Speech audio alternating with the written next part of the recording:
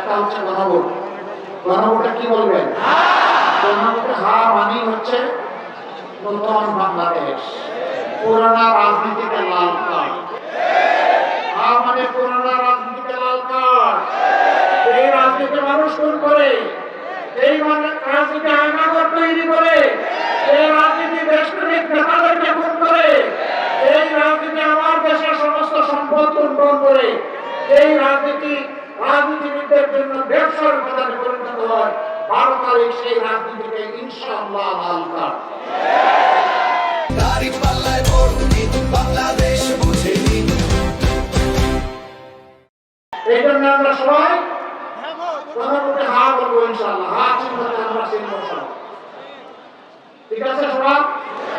হা মানে আজাদি, না মানে গোলামি। আজাদি না গোলামি? আজাদি না গোলামি?